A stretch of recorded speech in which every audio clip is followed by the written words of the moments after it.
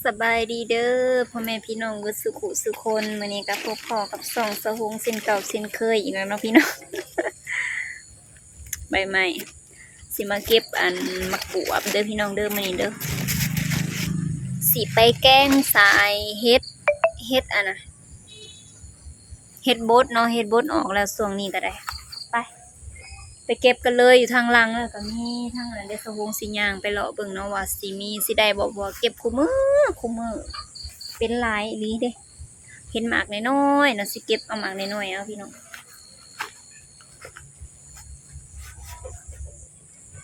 สองมองเห็นแต่ห้อยเก็บ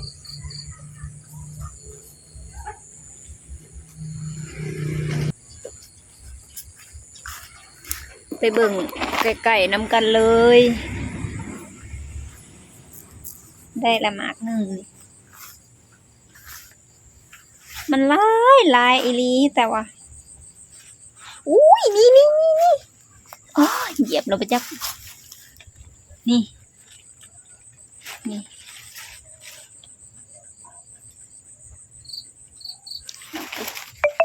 เด็ดไปเลยนะฮักแล้วเด้นะยังบ่ทันได้โซ่ซ้ำโอ้นี่เด้นี่หมากหนึ่ง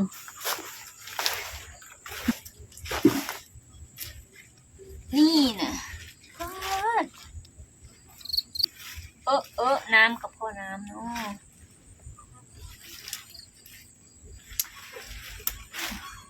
3 หมาก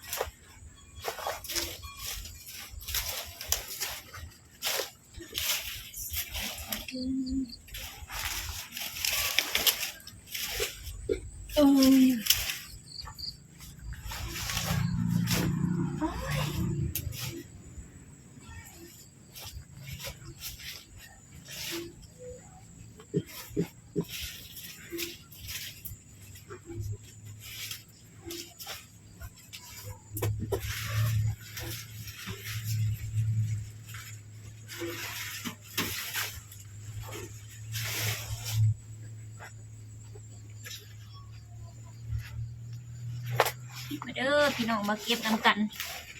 ใครอยากได้ก็มาเก็บเอาหลุดเด้อปวบ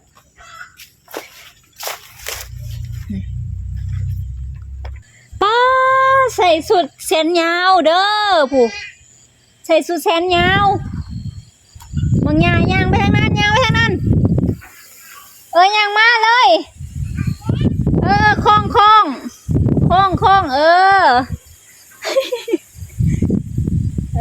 มาเลยมาเลยเท่าน้อยๆนะน้ำบางหามกินแล้วบ่เอาไปให้นะลุงวินได้น่ะผากมาให้บักหำนะเอาไปให้บักหำในเด้อเราอะยังเลยน้ำเต็มน้ำเต็มอย่าเผาไพ่เปิดใดห้ามปิด โอเคปิดแห้งได้แล้วมาปิดเองมาอะไรได้นี่หมากอ่อนบ่มีซัมโบตะกี้ลายแต่บอกมันอยู่เทิงบ่เอาไปได้บางครั้งบ่ทันได้กินบ่เอาไปให้นะของลุงวินได้เราเอามาให้บักหำในเด้อเราขอบใจเรานะไหมขอบใจเด้อทูนะขอบใจเด้อลุงวินขอบใจเด้อผากอุ่นมาให้ร้านกินแล้วบ่ร้านกินเยอะมากร้านน่ะกินแล้วบ่ถามนะไปเบิ่งแม่เสื่องไว้บ่อยากให้กินเหยียบขี้งัวเด้อนี่ขังนี่ว่าแมนขังนี่ยังมาขังนี่ขังนี่แมนอันนี้ก็เครือหมักบวบเนี่ยโอ้ยขี้งัวพายมาขี่ใส่ให้คอยเหยียบเนี่ยน้ำมาโอเคไปใช้แหละตุ้ยนะไปเลาะอีกแล้วบ่ได้ซ้ำนี่แหละเจ็ดเก่ามันสิออกยังโน่ป่ะนี่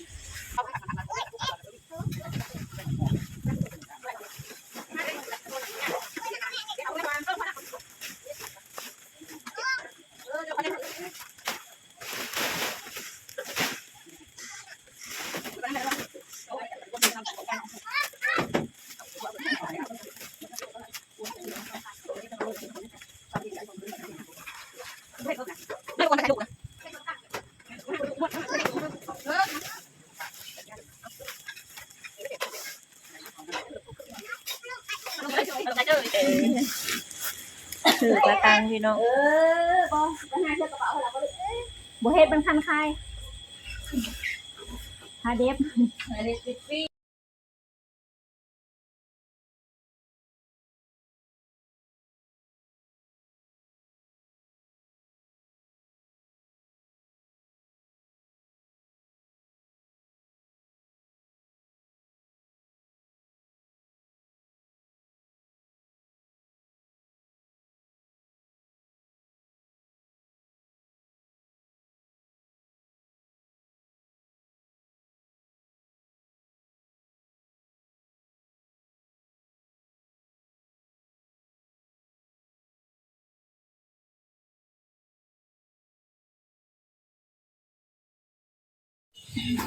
เขาจู มาบอกปลาลุงนะแม่ปลาลุง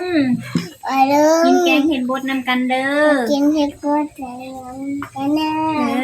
แกงใส่หมักบวบ กินเห็ดเกลือ แซ่บๆเด้ เห็ด อ เชียวเด้อ ปลาลุงเคยกินบ่ กินหัวกินยา ดูกำลังสิเคยกินเด้อ ยังกันที่กินอยู่ มันจะประหามอยากบอกยังไง พาฟู สาธุ เพื่อให้แบบปก ประหามประทันในสาธุว่าสาธุนะไหม จะจู สาธุ พาฟู อืม หายใจ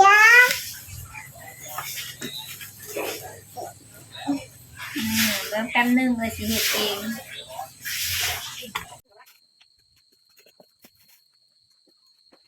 กินมันหอมกินมันกินมัน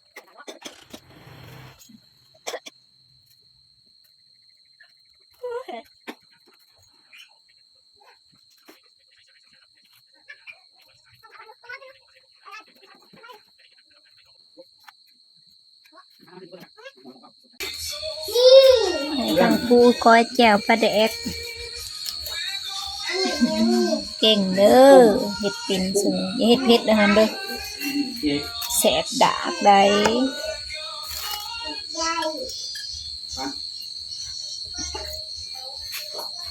มันบ่แม่นแจ่วหวาน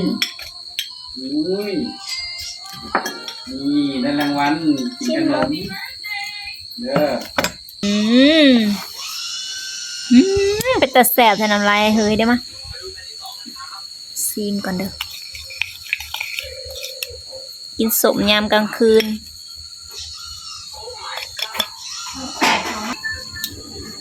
ยังเค็มอยู่ใส่เกลือแล้วบอก อืม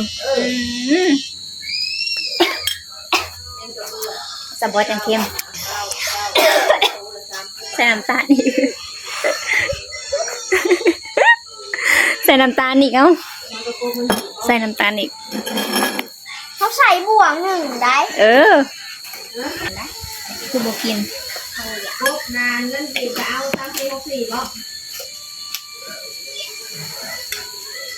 แรงเงินตีนี่เอาไป64เนาะ34เอามันหวานแล้วเนาะ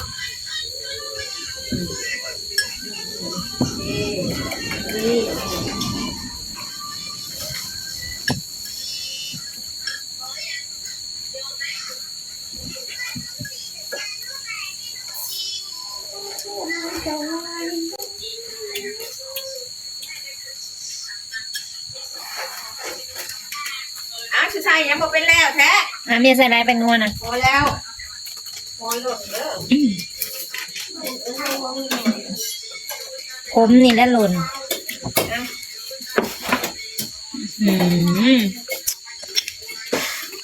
ขุดตุย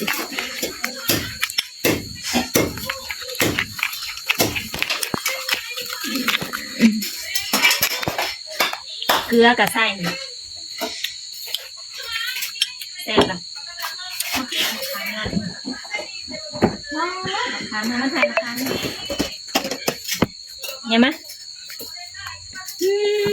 มาทานเอาหายจ้ะ ให้ตัวอันทงของป้าก็ผักสะแงงนะเอาบ่ได้เบิ่งเอาเห็นแต่อันผักสะแงงกับหน่อยนึง ยังหน่วยเดียว มาเด้อพี่น้อยสวบก่อนจากบาท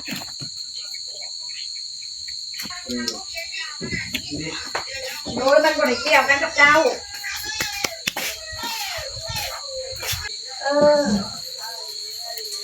เอาตัวได้มาแล้ว เอาดิบาทต้น นี่มา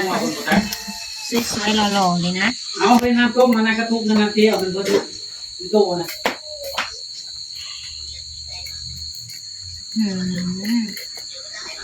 ใครอยากมาเด้อน้ำได้แตกน้ำเลือกเอาเสียมาเลย บ่อยาก บ่อยาก นั่งลงเทิดมันบ่เห็นหนาเพิ่นนี่ นั่งนะมันกับโบเห็นมันกับโบขัดแค่สิยืนจริง อีกได้ซะ อย่าพาเอาถ่ายเอานี่ก็ได้มาคุยกันยังไง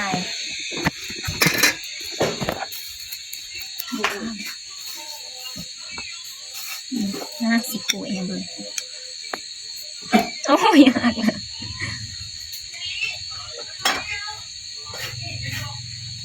เข้มบ่จักคุยเค็ม โกยเกลือนะอย่าโกยเกลือโกยอันแจ่วอย่าใส่เกลือก่อน ใส่แนวอื่นก่อน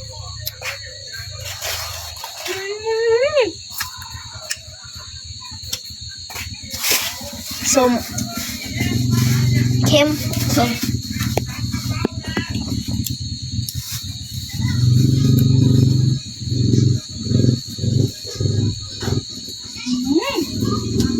แอบ บ่อยาก ทำอย่าเอาในมันออกมาจังพาดมาจังโบอันนั้นเอาในออกมันไม่แตกเอานี่บักห้ามหางกัดเด้อเรียซื่อๆนะ โอ้ยยืนส่งเขาเบื่ออย่างเดียว 45 ล้าน5 แสนคำนึงขายออก บ่เห็นหนาเพิ่น อย่างบันนี้ก็ถือเผ็ดถือเกลือ น่ะ 1 2 3บ่ แซ่บ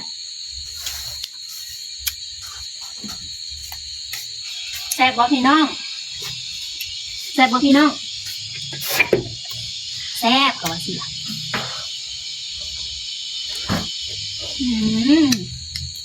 ครับ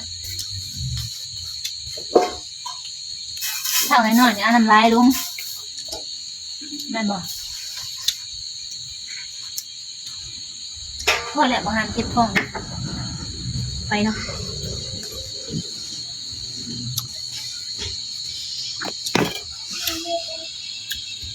สด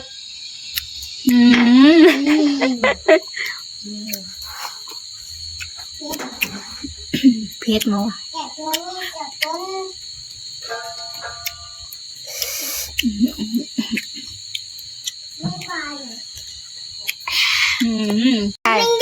บื้อเมียงปลา แต่ว่าอย่างนั้น แม่อยากแปลว่าแซ่บภาษาเขมร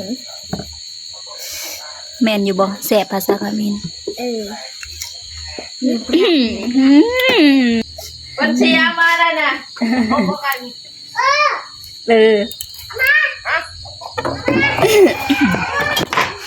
ไปเอาไก่มาต้ม ยัดเข้าคนต้ม เมียงปลาต้มเอาเลย เขาสิคุยเลย เดี๋ยวบ่ถ่าย เอาเห็ด เดี๋ยวเขาถ่ายเป็น3 ระยะแล้วเดินขอ เมียงปลาขึ้นเมียงปลาม ะขาม โดยอย่าบังโดยอย่าบังอย่าบังยำออกเร็ว ตีก็ไปนะเขาอันหนูสั่นไม่จันไปหนูเราเห็นบวนตีหวานผู้เดียว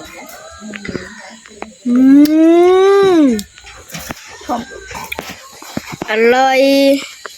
ไม่ใช่เด็กเองพูดให้น่าได้น่าเนี่ยแกง เมียน่ะคุยเลย เนื้อแกงบ๊อกเนื้อแกงไปหาเบอร์งานใช่ทางแดงบุกไปทางอะไรติ๊กกับบ่ได้นี่น่ะคนละอันแรงหาได้พวงเมื่อยากเหมือนคนที่บอก แซ่บอร่อย แล้วมันจะเป็นอย่างเนี้ย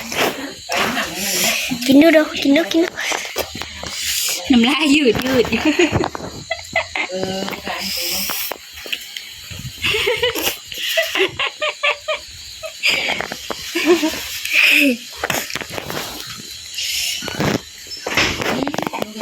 ป้าแจ่วถ้วยหนึ่งจนอยากเบิดพี่น้องเลย แซ่บเห็นบอกเขากอยแซ่บ นี่นะ ปอดปลาตัวบักใหญ่ คนมาเบอร์ ป ไว้ ลา แล้วมันจะแกะโทษ นี่ปลา แมงปลามาห้ามเบาดูบัดนี้เบาดีๆเบาดีๆมาห้ามจำก่อนแล้วเบา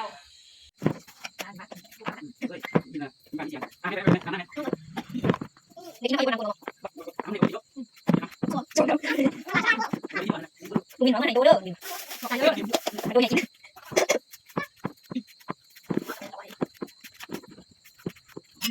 นี่เราประกาศ5 2 เดือนประกาศรายการสื่อต้องไปส่งมันโทรไปหาคุณแล้วบอกว่าไปทำก็ต้องเฮ็ดยังไงนี่ คุณถ้ามาเอาใส่กระสอบไปทิมบ้านนั่นล่ะมันโมเป็นธรรมดาแล้ว อันนี้ดอกแค่บ้าน ต้องมีคนอุ้มไปแล้ว น้ำแดงเหมือน แดง ตุ่ม แล้ว ปลาเกียงเฮ็ดพี่น้อง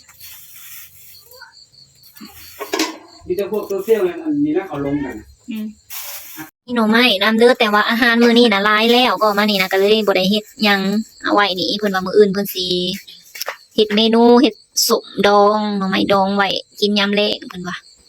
ไว้ตำกับอันหน่อไม้สุกกับใส่กับอันป่นปุกกบป่นปลาก็ได้เพิ่นว่านี่หน่อไม้งามขึ้นเหี่ยว